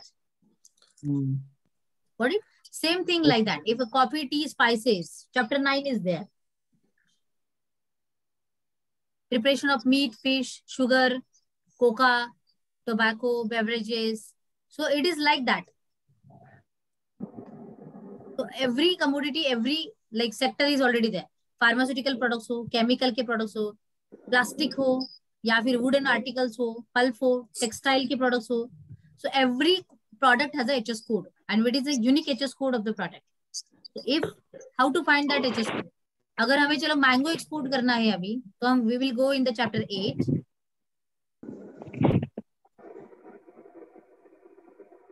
Edible fruits and nuts. Okay. यहाँ पे अगर देखें तो 0801. Always remember that first 2 digit denote the chapter number. हमेशा याद रखो, पहले 2 digit हमेशा चैप्टर नंबर बताते हैं. ये मैं क्यों बता रही हूँ? This is the trick. अगर आपके कस्टमर ने आपको एचएस कोड 8 डिजिट का दिया, तो आपको पता चलना चाहिए ना कि प्रोडक्ट कौन सा है. तो आप ढूंढोगे कैसे? तो पहले 2 डिजिट हमेशा एचएस कोड के चैप्टर नंबर होता है. चैप्टर नंबर होते हैं. So go to the that chapter and वो फाइंड आउट करो फिर. सो 0801 कोकोनट का है. ये ग्रुपिंग किए गए हैं. 0802 other nuts and fish. You can see here banana 0803. So यहाँ पे banana fresh. Ma'am, this HS code we have to mention in invoice, right? Or to all the documents, not only invoice. It is mandatory. You need to mention HS code in all the documents of the export. Okay, ma'am. Okay. So 0803 bananas including fresh plantains. So banana fresh. If you want to export banana, this is the HS code 08039010. अगर हम जैसे अभी mango export करना है, you can see here mangoes fresh 0804. So there are types of varieties of mangoes. Alfonso is there, Vengampalli, Chosa, Dasheri, Langda, Kesher. लेकिन अगर आपका mango इस टाइप में इंक्लूडेड नहीं है, might be you have the different variety of mango. In that case, you will consider it as a other. Other. Because you are like वो सारा classification तो मैच हुआ कि मैंगो तक तो हम आए, लेकिन वो आगे नहीं मैच हो रहे क्योंकि टाइप वहां पे मेंशन नहीं है, लेकिन वो मैंगो ही है, इसका मतलब ये अदर में चला जाएगा। Ma'am, see, that 29 is also there and 90 is also there. Which one we तो should इसके लिए select? फिर भी मतलब पूरा चेक करो, यहाँ पे लिखा है मैंगो फ्रेश, तो ये यहाँ पे आगे कुछ नहीं लिखा, इसका मतलब ये टाइटल दिया, इसमें अंदर ये सारे कोड आए, और इस पूरे वैरायटी में अगर आपका मैंगो फ्रेश में कोई अवेलेबल नहीं है, then it will go as a mango other. यहाँ पे आगे क्या आया फिर, 30 is mango slice dried, 40 is mango pulp, और इसमें पूरा भी नहीं है, कुछ भी नहीं है, तो other. Okay, ma'am. Got it. Like that is the thing. So understand how to find HS code? Yes, ma'am. Ma'am वो सीबीआईसी, हाँ बोलिए। सीबीआईसी का जो साइट से आपने निकाले, वो थोड़ा फ्लो चार्ट करके बोल दीजिए ना सर मैम। क्या चाहिए आपको? सीबीआईसी का निकाला देन फिर कस्टम वहां से कैसे निकालेंगे आप थोड़ा फ्लो चार्ट बोलेंगे तो निकले।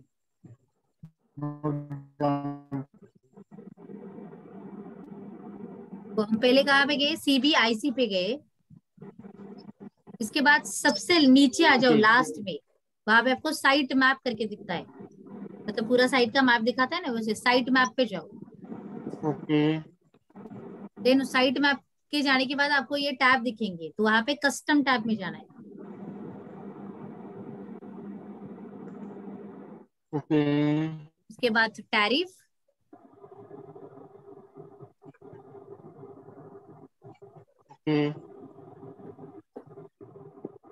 और उसके बाद आपको यहाँ पे दिख रहा है टैरिफ एज ऑन 31 दिसंबर 2021।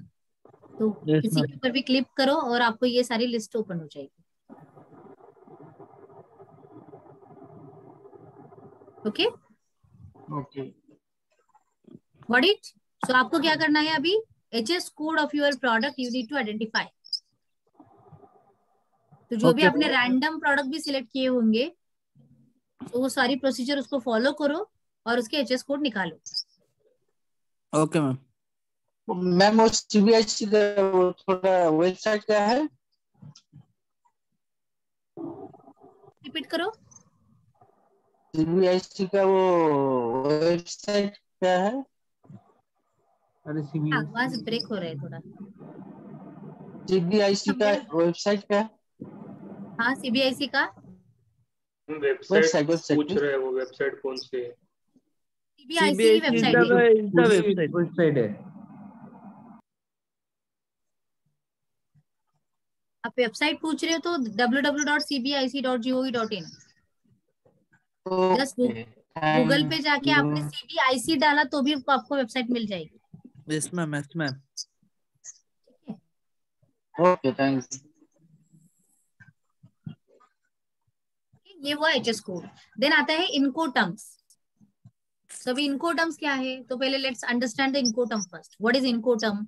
इनको टर्म्स आर इनको term, so this is the bifurcation of the word, international commercial terms, इसको इनको टर्म बोला जाता है। International commercial terms.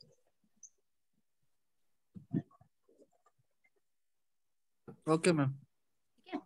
This is international commercial terms. Like for example, it will define the roles and responsibilities between buyer and seller. इनको term का main काम क्या है? They will define the roles and responsibilities between buyer and seller. So आपको अगर लगता है कि अगर कुछ हो गया उल्टा, लाइक ऐसे सीधा उल्टा, तो फिर इस केस में हम किसको लायबल ठहराएंगे कि इसके लिए मैं जिम्मेदार नहीं हूँ, आप ही हो। तो ये सारी चीजें पहले ही क्लियर होनी चाहिए, and that defines by the Incoterms. Okay, so let's take example. Incoterms मतलब क्या हुई कि आपका जो भी प्रोडक्ट है, if you are dealing in the domestic market, तो हम डील कैसे करते हैं? सो फॉर एग्जांपल अगर तलूरी जी हैदराबाद में है और हम महाराष्ट्र में है, तो हम क्या करेंगे? ओके, आप मुझे एक्स प्राइस दो पहले कि आपका प्रोडक्ट अगर मैं हैदराबाद में खुद आके उठा के लेके जाती हूँ, so what will be the price for that product? बताया ना पहले, एक्स प्राइस क्या है, एक्स फैक्ट्री क्या है, एक्स वेयर हाउस प्राइस क्या है, यस और नो? Yes ma'am. तो this is the first price.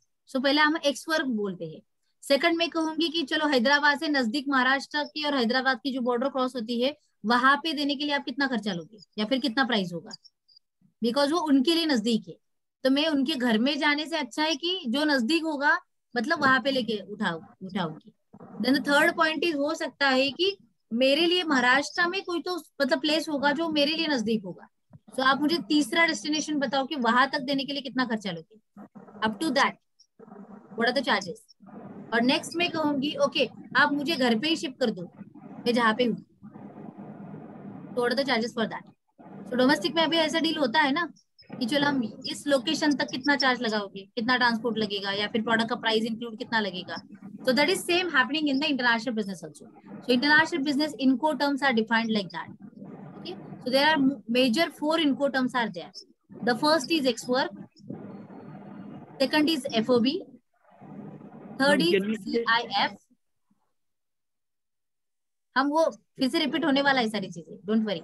Okay, सो हम वन बाय वन देखते हैं। फर्स्ट आया x work.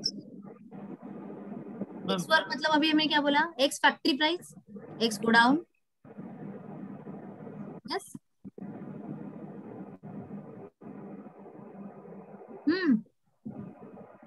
What is ma'am? Can you repeat it, ma'am? This one, first one. Hello. हाँ yes, बोलिए बोलिए। Yes ma'am, first one. X factory. X factory, X warehouse, that is X work.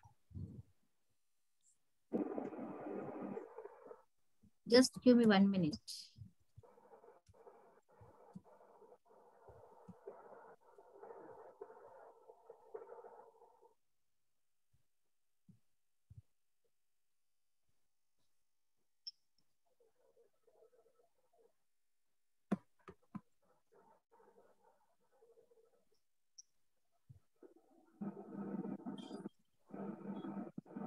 Okay, so what we are telling about the Incoterms, that is international commercial terms, right? Which is defining the roles and responsibilities between buyers and sellers. Between buyers and sellers. Okay, there are major 4 types of Incoterms are there. The first is X work. X work like X factory, X godown, X warehouse. जो भी हम कहते हैं X factory price. X factory price. In short, X factory price. X work को बोला जाता है X factory price. सो अगर मैं कहूंगी कि चलो अभी फॉर एग्जांपल अगर तलूरी जी वहां पे है और उनको अभी भिंडी एक्सपोर्ट करनी है, okra they want to export, if I am importer for them, I will ask them can you please quote me X factory price या X work price of the okra, can you please quote me the X factory price of that engineering spare part. Yes ma'am. Got it? इसका मतलब क्या हुआ कि वो जो part की price है up to that warehouse location with the product and profit include करके आप मुझे बताओगे what will be the ex work price of your product. So to all of you, you need to know ex work price of your product. You can't give excuse that you don't know the price. ये धंधा क्या करोगे?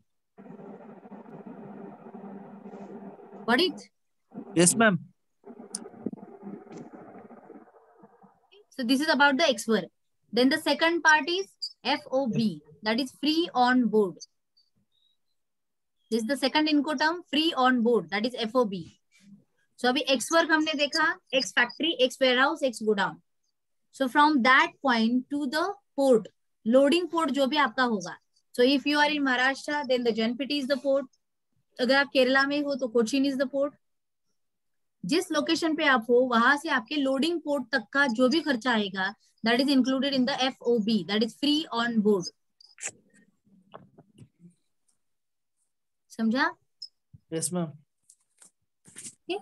सो these are the sum of the Incoterms. लेकिन यहाँ पे बहुत सारे है कि जो अभी नहीं है, मतलब मेजॉरिटी यूज में नहीं आती। So in the diagram also we can understand. So here the seller is there. This is the simple. Here the seller is there. So it is called as a X work. समझ आए? Then वो बीच वाले जो Incoterms है वो अभी नहीं है, या फिर वो अभी इतने यूज में नहीं है। सो मैं बस 4 इनकोटर्म्स आपको बोल रही हूँ। मेजरली एक्सपोर्ट इंपोर्ट 90% उसके ऊपर होता है। So don't worry about other, okay? तो first understand the ex work is there, then second is FOB. यहाँ पे दिख रहा है एफओबी, मतलब कहाँ तक गए हम? पोर्ट तक गए हम, राइट? सो जो अभी मैंने पहला डायग्राम जो दिखाया था ट्रेड सिंप्लीफाइड का एक्सपोर्ट इंपोर्ट का, तो उस डायग्राम को याद रखो। Exporter warehouse, then the port, then the vessel, then the importer port and importer warehouse, वो जो भी हमने देखा था। सो यहाँ पे आया एफओबी का मतलब हुआ free on board. X work यहाँ पे है, एफओबी यहाँ पे है। उसके बाद आता है CIF, that is cost insurance and freight. यह कहाँ तक दिखाया गया? डेस्टिनेशन पोर्ट तक। कॉस्ट इंश्योरेंस एंड फ्रेट, ठीक है? Cost insurance and freight up to the destination port, मतलब फ्रॉम द फैक्ट्री। अगर आप एक्सपोर्टर हो तो from the factory you will add the product price with the profit also, then you will add up to the FOB expenses. So FOB तक आपको कौन कौन से expenses आएंगे? this traveling, right? और लोडिंग अनलोडिंग का जो प्राइस होगा वो आएगा, फिर पैकिंग। हाँ, जस्ट कंसीडर करके चलो क्या क्या आ सकता है वहां पे।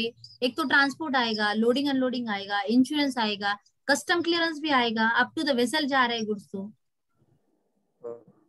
राइट, इन शॉर्ट अंडरस्टैंड करके चलो कि क्या क्या आ सकता है वहां पे।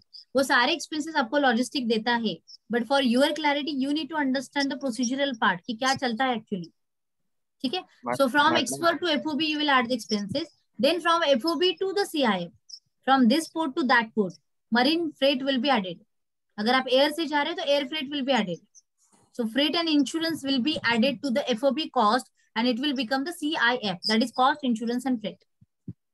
Madam, yes, for export out of India normally कौन सा इनकोटर्म यूज होता है?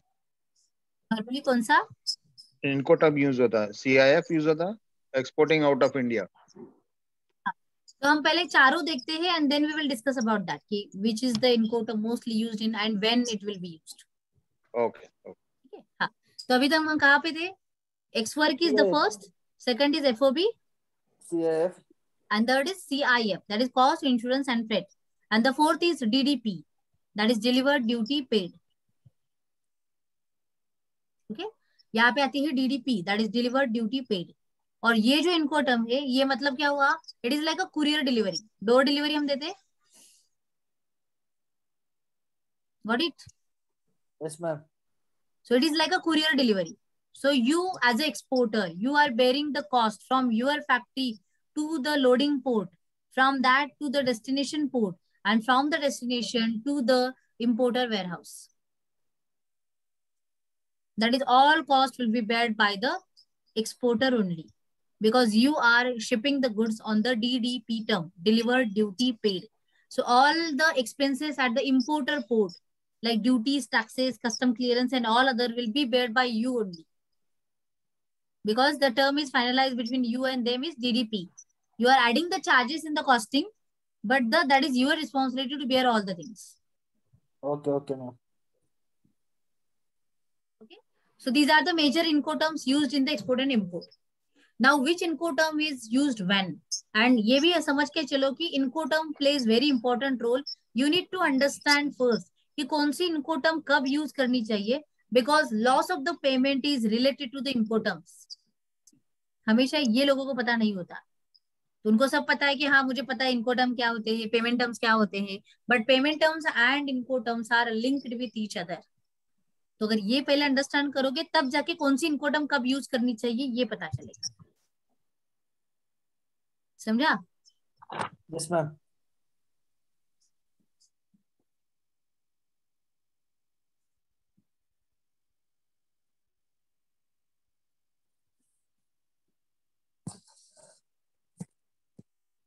तो अभी हम ये देखेंगे कि फिर कौन सी इनकोटर्म कब एंड कैसे यूज की जा सकती है। देन फॉर दैट अगर मैं कहूँ इनकोटर्म यूज करने के लिए, like FOB and CIF. These are the mostly used Incoterms in the export-import business. FOB and CIF का मतलब क्या हुआ? Your port and their port. What is your port and their port? अरे एक्सपोर्टर का port and importer का port. Ma'am दोबारा बोलेंगे please.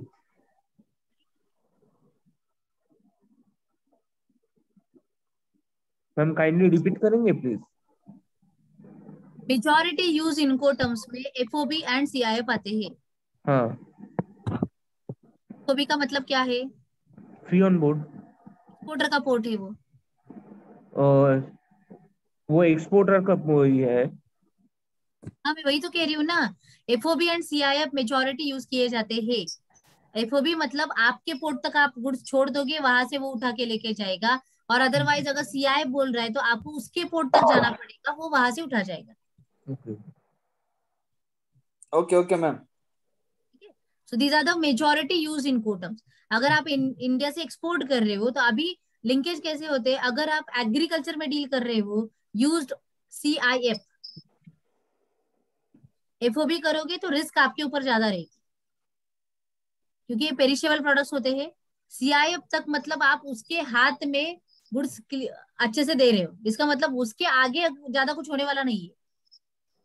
लेकिन अगर आपने FOB को हैंड ओवर किया, इसका मतलब कि आपकी रिस्क तो आपकी लायबिलिटी FOB तक खत्म होगी. लेकिन अगर ट्रांजिट में जाते समय अगर कुछ कंटेनर में प्रॉब्लम आया, टेम्परेचर वेरिएशंस आए, उसके वजह से अगर गुड्स डैमेज हो गए, ही विल नॉट पे you. I am just telling you practically, not about the legally. Okay ma'am. तो क्या करना चाहिए, that is different part, but theory and practical is totally different. This is for ma'am आपका agricultural product के लिए ना.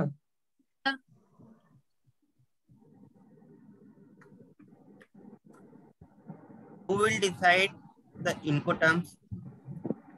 Exporter or importer? You should decide. Okay ये कौन डिसाइड करता है, ये क्वेश्चन है पवन? Yes, madam. जैसे इंपोर्टर अगर इन्वॉल्व हो सकता है क्या कि हमें CIF से ही भेजे या फिर FOB ही यूज करिए? That is depend on the both. Actually, it is not about the one-way decision. It is mutually decided which Incoterm should be used. Okay? हो सकता है बहुत बार कि customer will ask you that please quote me FOB and CIF both. And based on their charges also, they will ask from their logistic also. And which one is feasible, they will select the Incoterm. That आपने FOB दिया $10,000, CIF दिया $12,000, और हो सकता है कि उनके यहाँ पे अगर वो FOB पे इंपोर्ट करते हैं तो उनके लिए कॉस्ट सिर्फ $1,500 आती है. इसका मतलब $500 उनके बच रहे, लेकिन आप $500 एक्स्ट्रा बता रहे हो उनको CIF भेजने के लिए. समझा? Yes. Okay. इस केस में वो बंदा क्या प्रिफर करेगा? Okay you send me on FOB and I will take care further. ऐसे हो सकता है, लेकिन मेजॉरिटी केसेस एग्री में अगर मैं कहूँ तो मेजॉरिटीली पूरा मार्केट CIF पे ही डील ज्यादा करता है. Okay madam. आपके लिए वो ज्यादा बेहतर हो गया सबके लिए. ठीक है. So that is about the Incoterms. Now Incoterm के लिए ये समझ के चलो कि Incoterms are linked with each other and with the payment terms also. How? For example कोई बोलता है ना कि आपकी पेमेंट टर्म है क्रेडिट, 30 डेज का क्रेडिट है, तो अगर, और वो डिपेंड करेगा transit time of the country also. समझ के चलो अगर if you are exporting to Dubai then the 4 to 5 days transit is only there और 30 डेज का क्रेडिट पीरियड है. इसका मतलब गुड्स ऑलरेडी वहां पे पहुंच जाएंगे, वो माल भी छुड़ाएगा, क्लियर करेगा, और फिर बाद में 30 डेज के बाद पेमेंट आने वाला है. अगर वर्स्ट पॉसिबिलिटी कंसीडर करके चलो कि अगर बाय डिफॉल्ट हो गया तो इस केस में क्या होगा, तो आपके हाथ में कोई होल्ड नहीं है.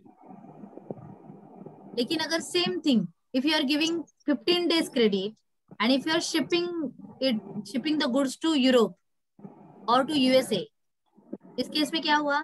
30 डेज का ट्रांजिट टाइम है, ऑलमोस्ट 30 डेज. तो इसका मतलब ये है कि goods are in transit but you will get the payment first because the payment terms is like that. 15 दिन की पेमेंट क्रेडिट है. तो इस केस में होगा क्या कि आपके पास पहले पैसे आएंगे, फिर बाद में गुड्स उसको मिलेंगे. समझा? Okay ma'am. There are like lot of ऐसे स्ट्रेटेजीज है कि कैसे बीट किया जा सकता है. It is not about the how to like buyer default को कैसे बचाया जा सकता है. उसके लिए बहुत सारे ऐसे मेथड्स है जो अभी आपको इतने डीपर अभी पता नहीं है. ये कब पता चलेंगे? जब आप इस ट्रेड की क्लैरिटी जितनी बेटर लोगे उतना आप खेल पाओगे कि कैसे सेफ्टी रखा जाता है. लेकिन बस आपके लिए इतना ध्यान में रखो, FOB and CIF are the mostly used in Incoterms in the international business. ठीक है, which is the base of costing also. अभी कॉस्टिंग का बेस मतलब क्या है? Customer will always ask you please quote me x work और please quote me FOB और please quote me CIF. Discussion ऐसे ही चालू होते हैं कस्टमर के. If you have any product, you are representing that product, I will ask you please quote me FOB and CIF. So as an exporter, if you want to present in the market, you should have X work and FOB cost with you always ready. CIF may vary because the freight charges are not in our hand and it is fluctuating. So you all should have X work and FOB with you. So अभी समझ के चलो फिर आपका homework कितना होना चाहिए. Okay ma'am. So who will give you FOB cost? Your logistic partner, either FF or CHE. They will give you the logistic cost. तो आपको बस उनको बताना है, okay, this is my product, mango is my product, HS code of the product is this. Okay, then what is the FOB port जो भी है वो बताओ उनको. CIF का जो पोर्ट है वो बताओ उनको, डेस्टिनेशन पोर्ट क्या है, and then ask them to please quote me FOB and please quote me CIF. उसमें और एक बात आपको मैंडेटरी देनी पड़ेगी, that is the volume. Quantity आप कितना शिप करना चाहते हो, आइदर आपको फुल कंटेनर चाहिए या लेस कंटेनर चाहिए, आपके कितने बॉक्सेस है, नेट वेट ग्रॉस वेट कितना है. So you need to give all the data to them and then only they can provide you the FOB and CIF charges. So उसके लिए अभी आपकी प्रोडक्ट मास्टरी बहुत इंपॉर्टेंट है. आपको प्रोडक्ट पहले समझना पड़ेगा, तब जाके बात आगे जाएगी.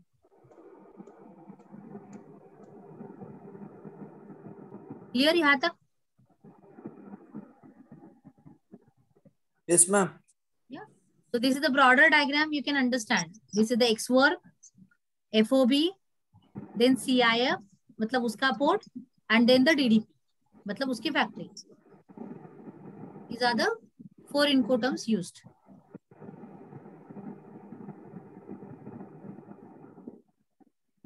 Okay, and costing का बेस Incoterm है. FOB, if you want to quote, you need to derive that all the prices. X work price मतलब X product price. समझा? Yes ma'am. Okay, and then you will add the all other costings up to FOB. So ये costing आपको नहीं add करनी है, आपके मन से ऐड नहीं करनी है. You just need to ask to the FF and CHA, they will share you the cost and then you can add it into that FOB. So अगर मैं आपको एक एग्जाम्पल करके दिखाऊं कॉस्टिंग के लिए,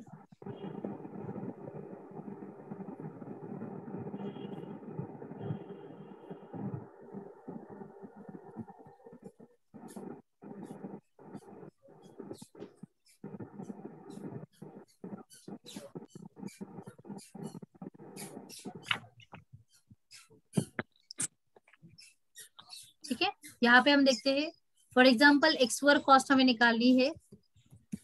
ये दिख रहा है ना ये? Yes ma'am, yes ma'am. X work cost अगर निकाली है 200 रुपीज kg है फॉर एग्जाम्पल, और हमें 100 kg का मटेरियल लेना है, तो अभी क्या होगा 200 into 100 20,000. या this is rate and this is quantity. तो आप कुछ भी ले लो, ये this is just I am taking randomly as example. So this is the 20,000 is the price. So total ex work किसका आया, दिस 20,000.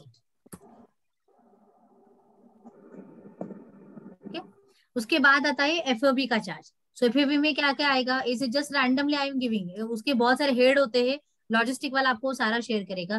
क्लियरेंस कॉस्ट आएगी, कस्टम क्लियरेंस की आएगी, ट्रांसपोर्ट ऐड होगा, इसमें इंश्योरेंस ऐड किया जाएगा, लोडिंग एंड अनलोडिंग ऐड हो जाएगी, एंड अदर जो भी कुछ चार्जेस होगी वो ऐड हो जाएगी. अगर हमने ऐसे रैंडमली ली कि कितना हो सकता है, Ma'am, this is only quotation, right, ma'am? It is quotation, costing we are deriving कि हम Okay. कैसे कॉस्ट निकालेंगे एफओबी अगर उसको देना है तो। ठीक है, सो ये आया 600 rupees. This is the FOB cost है। सो टोटल एफओबी कैसे निकलेगी फिर बताओ? X work price 20,000. 600, समझा? Okay, okay, ma'am. तो ये जो बीच वाले जो कॉस्टिंग लगेंगे वो सारे इंक्लूड होंगे एफओबी में। सो total ex work plus FOB आएगा। उसके ऊपर अगर मुझे सीआईएफ निकालनी है तो फ्रेट आएगा, इंश्योरेंस आएगा। सो फ्रेट अगर मैंने यहाँ पे लिखा 200 और ये लिखा 50, तो फिर इसका जो भी कुछ टोटल होगा that is included as a CIF.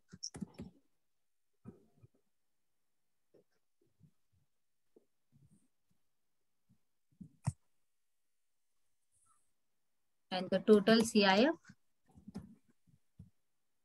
अभी क्या आएगा? ये एफओबी आएगा and then plus freight and insurance. 20,850. Got it? Yes, ma'am. Yeah. So this is the rough way of calculation. Just I have shown you how the costing will be calculated. तो ये जो भी मैंने लिए है रफली heading लिए है, रफली प्राइजेस लिए है, बट ये पूरा आपको फॉरवर्ड देता है। ठीक है, इसमें अगर मैं दिखाऊँ आपको कैसे मिलता है।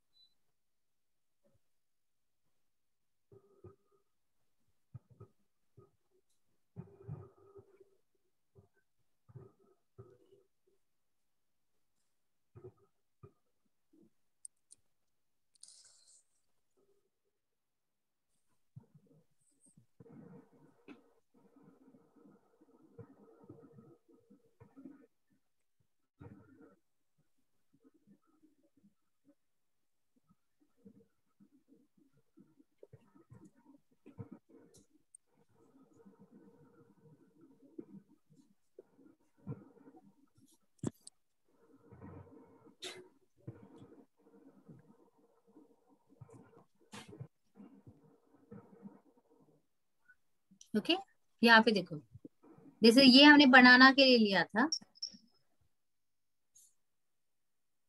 रिफर कंटेनर ऑन व्हील नावा शिवा। अभी ये सारे हेडिंग्स है जो मैंने अभी डाले थे एफओबी में। कस्टम क्लियरेंस हो, सर्टिफिकेट ऑफ ओरिजिन, ये सारा लॉजिस्टिक वाला देता है। तो हमें इसके डीपर जाने की जरूरत नहीं है, उनको सिर्फ पूछना है कि आपको एफओबी कॉस्ट चाहिए। तो they have given me FOB also and I have asked for the CIF also, so they have shared me the CIF also. So CIF में मतलब डिफरेंस क्या आएगा?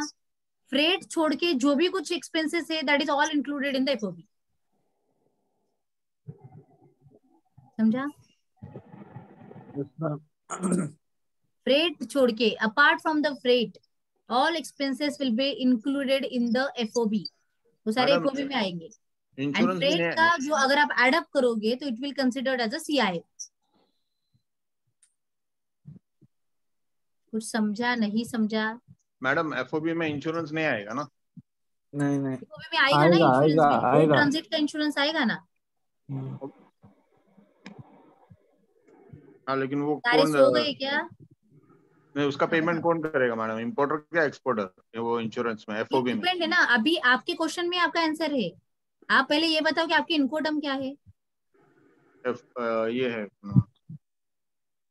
एफओबी है। हाँ, अगर आपकी इनकोटम एफओबी है और अगर मैं इंपोर्टर हूँ तो आपने मुझे क्या कमिट किया है? Up to the FOB, it means free on board Nhava Sheva Mumbai vessel पे कंटेनर चढ़ने तक की सारी रिस्पॉन्सिबिलिटी किसकी है? एक्सपोर्टर की है। तो who will bear the charge? Exporter भरेगा। समझा अभी? तो अगर मेरी इनकोटम सीआईएफ है, इसका मतलब cost, insurance, freight up to the Jebel Ali Dubai, वहां तक की सारी रिस्पॉन्सिबिलिटी एज एक्सपोर्टर मेरी है। तो सारे एक्सपेंसेस, सारी रिस्क, सारी कॉस्ट जो भी कुछ होगी I will bear that, but I will add up all the things in the quotation. Okay, खुद की जेब से नहीं डाल रहे हम, सिर्फ कॉस्टिंग लगा रहे हैं उसको, और वो कॉस्टिंग आपको कौन देगा? तो आपका फॉरवर्डर देगा। समझा अभी बाइफरकेशन कैसे होता है? Yes yes. सारे लोग अपने चेहरे दिखाओ थोड़े मुझे। चलो, आप खाना भी खा रहे हो तो कोई प्रॉब्लम नहीं, मैं देख सकती हूँ।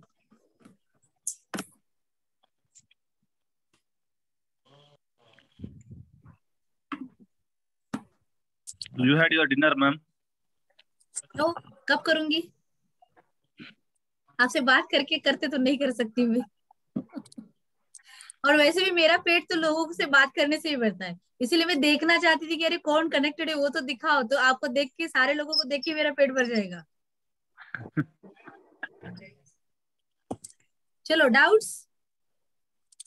समझा क्या अभी तक का? ओके, क्विक रिवीजन करते हैं हम कि क्या क्या देखा हमने। ओके, स्टार्ट टू अभी तक के लिए। द फर्स्ट इज लाइक, हाँ फर्स्ट हमने क्या देखा था?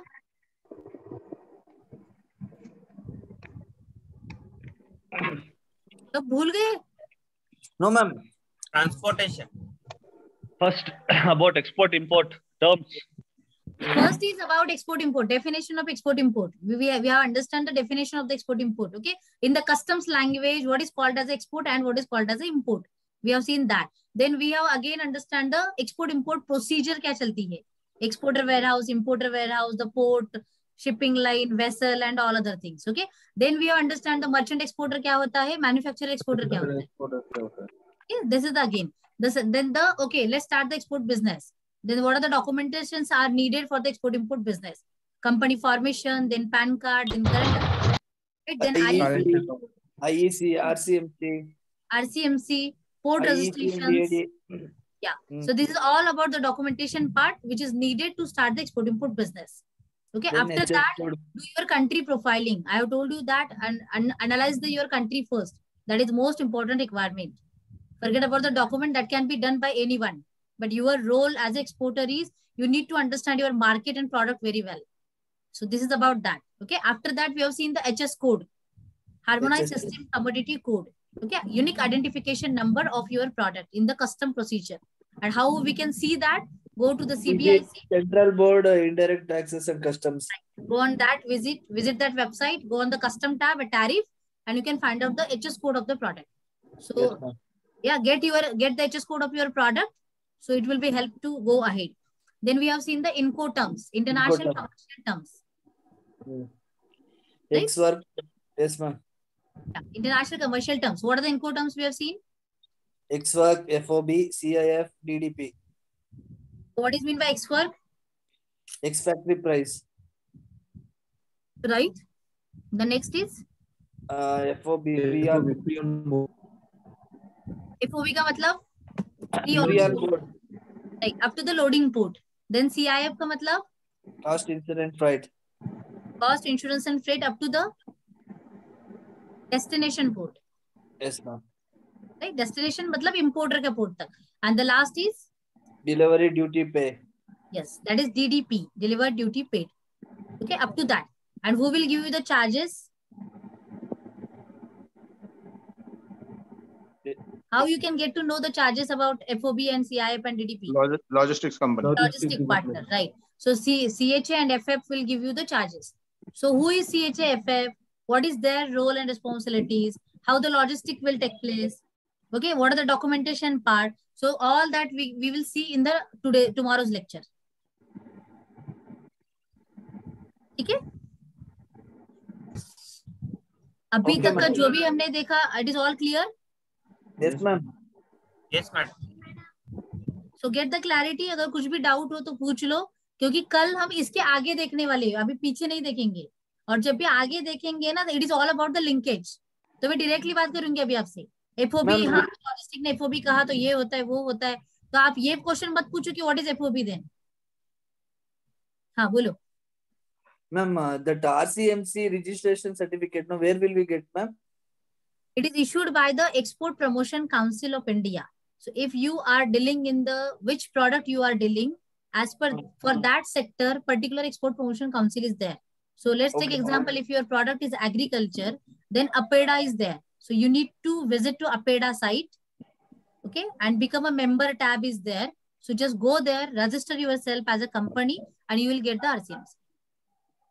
Okay, ma'am. If I do like different products, like if I do also agriculture products, It is a major mandatory requirement is RCMC for the every council is mandatory to get the claim the benefits from the government. But still for the optional to the start, you can get the RCMC for the generic products from FIO, FIEO, Federation of Indian Export Organization. ठीक है? हाँ. लेकिन first understand, जो भी आपका first product होगा उसकी particularly export promotion council की ही आरसीएमसी लेनी पड़ेगी, not few for the first product. जो भी आप एक्सपोर्ट करने वाले हो उसकी पहले की आपको उस पर्टिकुलर काउंसिल की ही आरसीएमसी लेनी पड़ेगी, जनरिक की नहीं.